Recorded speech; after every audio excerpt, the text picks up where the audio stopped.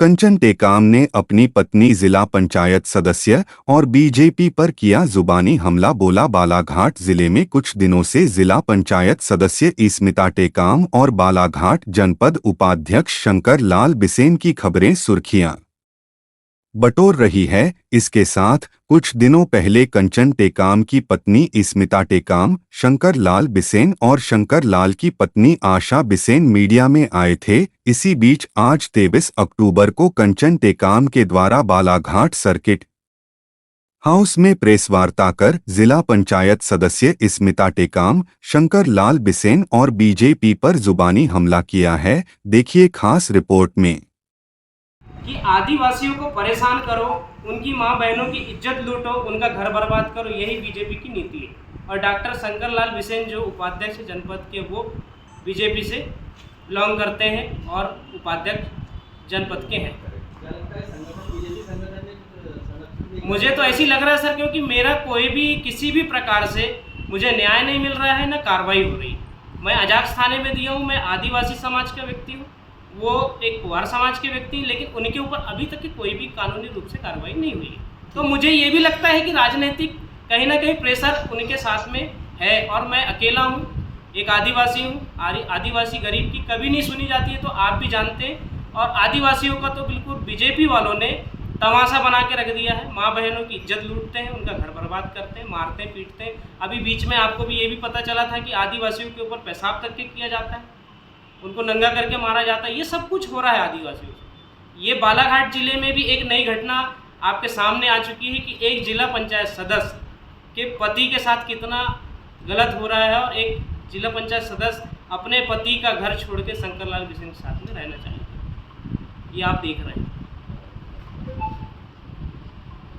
जी, मैं कंचन टेकाम, ग्राम लामता, जिला बालाघाट का निवासी। बताएंगे किस संबंध में प्रेस वार्ता हुई? जी सर, मैं आज प्रेस वार्ता आप सभी मीडिया वालों के बीच में देना चाह रहा हूँ कि जो जनपद उपाध्यक्ष शंकर लाल बिसेन जो है और स्मिता टेकाम जिला पंचायत सदस्य क्षेत्र क्रमांक 1 से जो मेरी पत्नी है, इन लोगों का भी बीच में न्यूज में मीडिया के माध्यम से बयान आया हुआ था कि कंचन टेकाम हमारी छवि, राजनीतिक छवि और सामाजिक छवि को ख़राब करने के लिए अवैध या गलत तरीके से ये हमारे नाम को ख़राब करने के लिए जो है हमारे बारे में अजाक्स थाने में FIR दर्ज कराया है।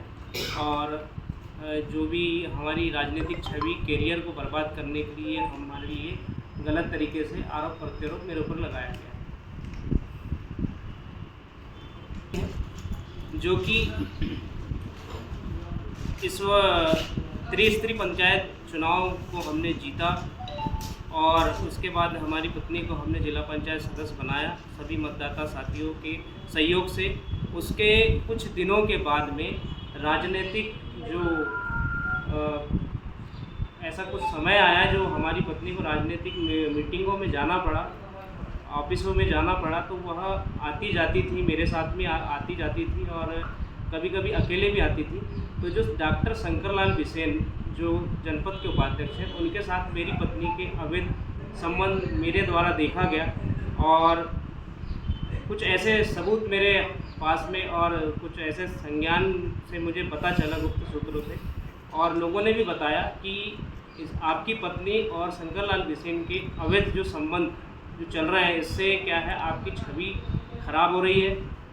और ये दोनों एक कार में बढ़िया घूम रहे हैं, पति पत्नी जैसे ऑफिस में जा रहे हैं, इधर उधर के कार्यक्रमों में जा रहे हैं। अभी बीच में मुझे पता चला, शंकर लाल बिसेन की पत्नी ने मुझे फ़ोन करके बताया कि भैया बोले आपकी पत्नी और मेरे पति शंकर लाल बिसेन 8 दिन तक भोपाल में एक ही कमरे में, एक ही होटल में 8 दिन तक के रुक करके आए हैं और इन लोगों ने मंदिर में जाके शादी करी और इनकी फ़ोटो, ऑडियो, वीडियो सब वायरल हुआ है। अभी बीच में मैंने शंकर लाल बिसेन, उनकी पत्नी और स्मिता टेकाम के द्वारा मेरे द्वारा बयान दिया गया कि जो भी कंचन टेकाम बोल रहा है वो झूठ है, हमारी छवि खराब करने के लिए कंचन टेकाम लगा हुआ है। और मेरा जो केस है स्मिता टेकाम के द्वारा बताया गया कि पारिवारिक कुछ मामलों के चक्कर में मेरा जो केस है तलाक के लिए लगा हुआ है। लेकिन मैं आप आज मीडिया पत्रकार बंधुओं के माध्यम से मैं शासन प्रशासन को निवेदन करता हूं और मैं आज आप सभी के बीच और ये बालाघाट ज़िले की जनता और मेरे क्षेत्र की जनता के सामने आज मैं इस बात का प्रूफ देने वाला हूं कि स्मिता टेकाम और शंकरलाल बिसेन के बीच में अवैध संबंध है। ये उन दोनों की शादी हो चुकी है। मेरे पास ऑडियो रिकॉर्ड रखा हुआ है, वीडियो भी है और फोटोज़ वगैरह भी है। उनका कहना यह है कि हम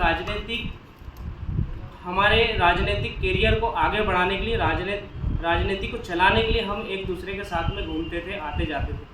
लेकिन मैं आप सभी के साथ में घूमेंगे और उसके बाद मैं आपको पूर्ण सबूत देता हूं कि आज कोई भी राजनीतिक व्यक्ति किसी की पत्नी के कंधे में हाथ रख करके फोटो नहीं खिंचा सकता। ये भोपाल की फोटो है, आप सभी के बीच में मैं साझा कर रहा हूं और शासन प्रशासन को भी दिखाना चाहता हूं और मैं मेरे क्षेत्र की जनता को भी दिखाना चाहता हूं कि ये राजनीतिक संबंध नहीं है, ये पारिवारिक संबंध है और ये अवैध संबंध जो मेरे साथ में और मेरे परिवार को तोड़ने की कोशिश शंकरलाल बिसेन द्वारा किया गया है और मुझे मारने पीटने की धमकी भी दी जाती है और मुझे शंकरलाल बिसेन से बहुत भय है कि मुझे कभी भी किसी भी प्रकार से यह हमला करवा सकता है और मेरी जान को हानि पहुंचा सकता है।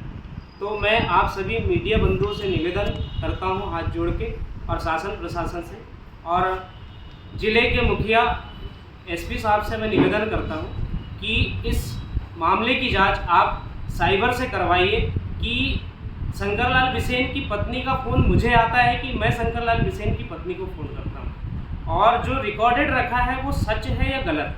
यदि इस कानूनी रूप से जो जांच होगी उसमें यदि मैं दोषी कहलाता हूं तो कानूनी रूप से मेरे ऊपर भी जो दंडात्मक कार्रवाई हो मेरे ऊपर भी करें, मुझे कोई आपत्ति नहीं।